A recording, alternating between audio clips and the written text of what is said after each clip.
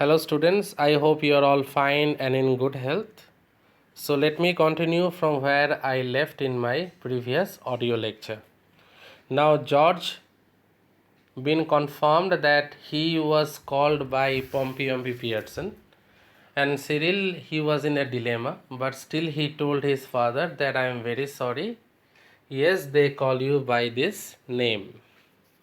So now let's move on. George exits left, slowly, almost as if somebody had hit him over the head. Now it is a painful, shocking revelation. And George Pearson very upset, very unhappy because of this revelation. Cyril, after watching him go, and he decided to move out from that place a bit. Cyril, after watching him go, turns indignantly to Mrs. Pearson. Now Cyril is very angry. Now Cyril is about to rebel. That why have you forced me to say all these things to my father? Now Cyril, now you shouldn't have told him that, Mom. That's not fair. You have hurt his feelings.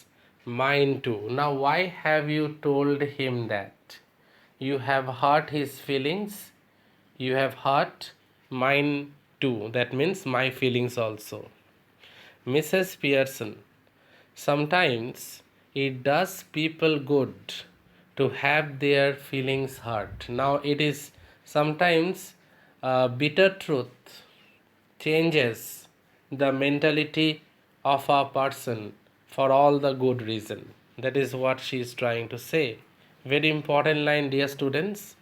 Kindly please underline this line. I repeat, sometimes it does people good to have their feelings hurt. The truth ought not to hurt anybody for long. The truth must prevail. So, truth, no matter how bitter it is, it must prevail. The truth ought not to hurt anybody for long.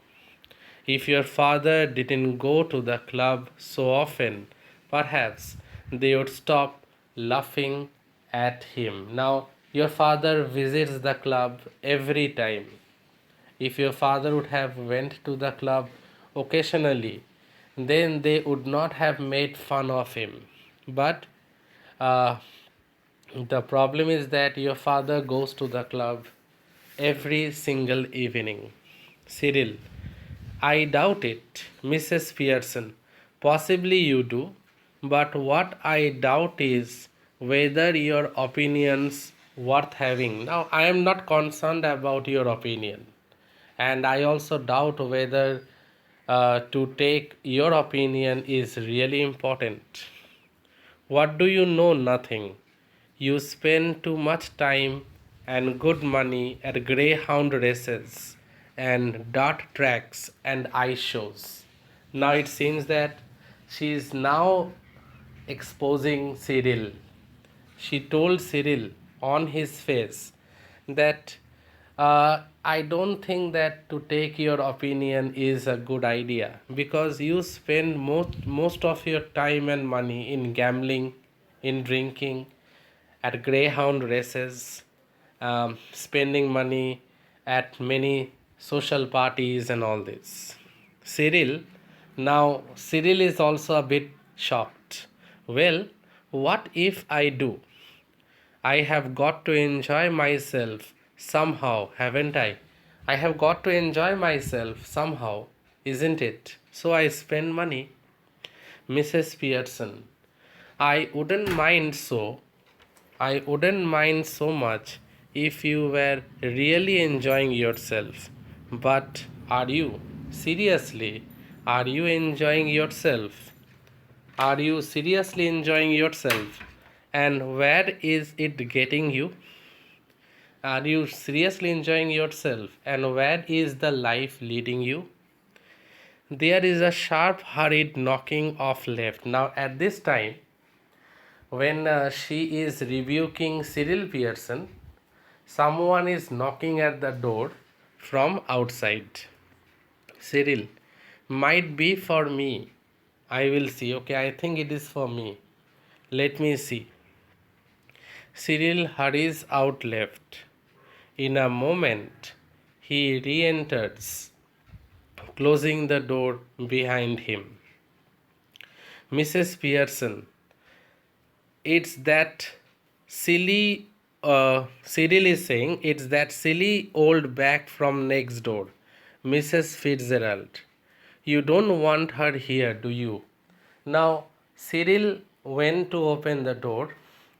Actually, his mother is there standing, but from outside she is Mrs. Fitzgerald. Now, Cyril came back again and told Mrs. Pearson, who is actually Mrs. Fitzgerald, that the old woman, the neighbor, she is waiting. That is Mrs. Fitzgerald.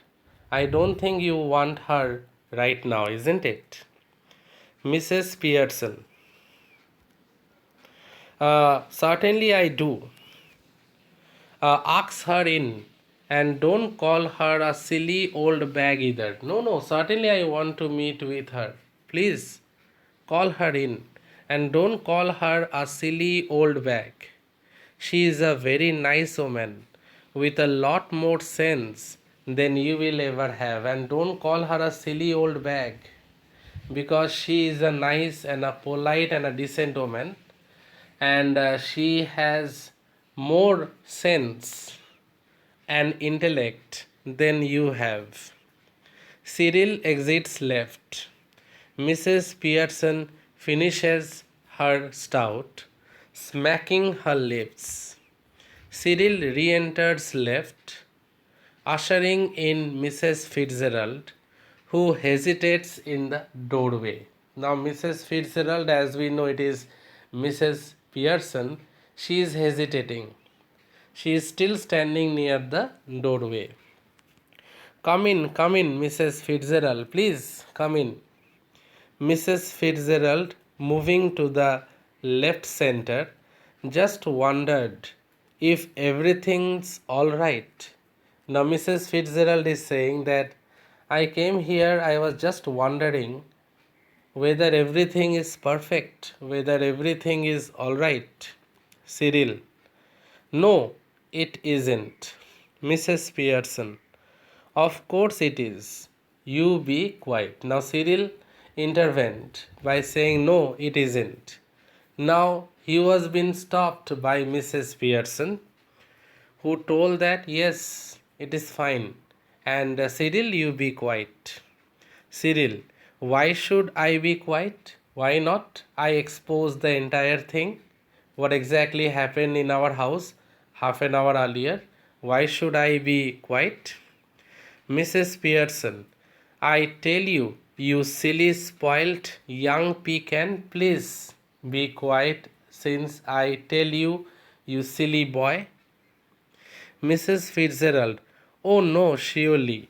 Mrs. Pearson, now, Mrs. Fitzgerald, just let me manage my family in my own way, please. Yes, you don't have to be agitated. You don't have to be anxious. Let me manage my family in my own way, please. Mrs. Fitzgerald, yes, but Cyril, Mr. Cyril Pearson to you, please. Mrs. Fitzgerald. Cyril stalks off into the kitchen. That means now Mrs. Pearson and Mrs. Fitzgerald, they will talk, and since Cyril was being humiliated in front of a neighbor, Cyril goes out from that place. Mrs. Fitzgerald, moving to the sofa, whispering, oh dear, what's happening? Mrs. Pearson, nothing much, just putting them in their places, that's all. Doing what you ought to have done long since. I am doing exactly what you should have done long time ago, but you haven't. So I am doing exactly that thing. Mrs. Fitzgerald, is George home? She sits beside Mrs. Pearson on the sofa. Yes, I have been telling him what they think of him at the club. Yes, your husband is home.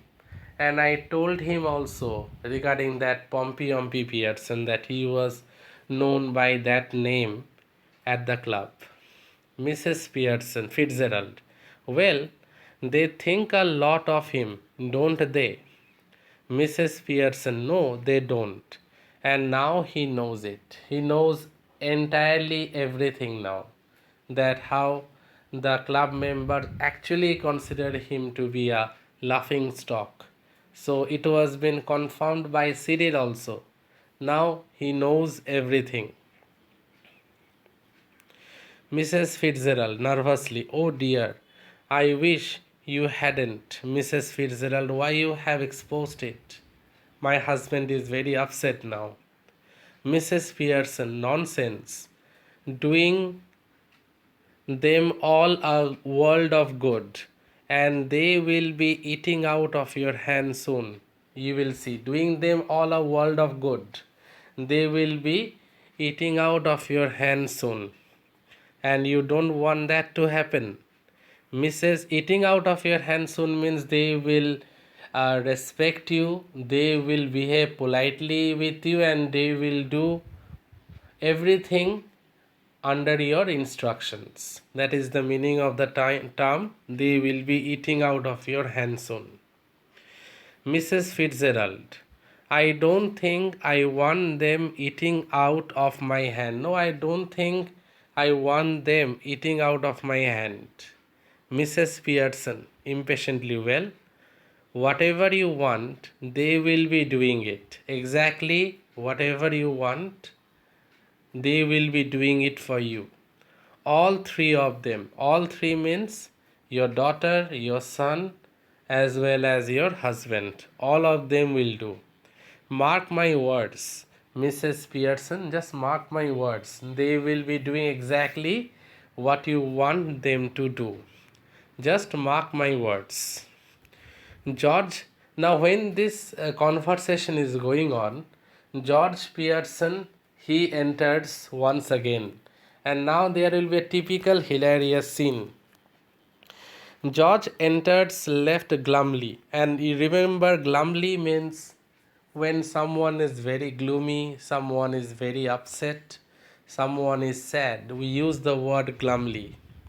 So I repeat, George enters left glumly. He is unpleasantly surprised when he sees the visitor because he never expected anyone to come at this point of time when already the situation in the house is a bit quarrelsome. He moves to the armchair left, sits down heavily, and glumly lights his pipe. He is about to smoke now. He has lighted his pipe. Then he looks from Mrs. Pearson to Mrs. Fitzgerald, who is regarding him anxiously. Now he found to his surprise that his own wife is indifferent in her behavior towards him, but the neighbor next door, that is Mrs. Fitzgerald, she is looking very anxiously at him. Dear students, I stop here in this audio presentation. In my next audio presentation, I will continue with the dialogue delivery of George and I will proceed with the drama. So, dear students, listen to this audio presentation and clarify your doubts if any. Thank you, students. Thank you all.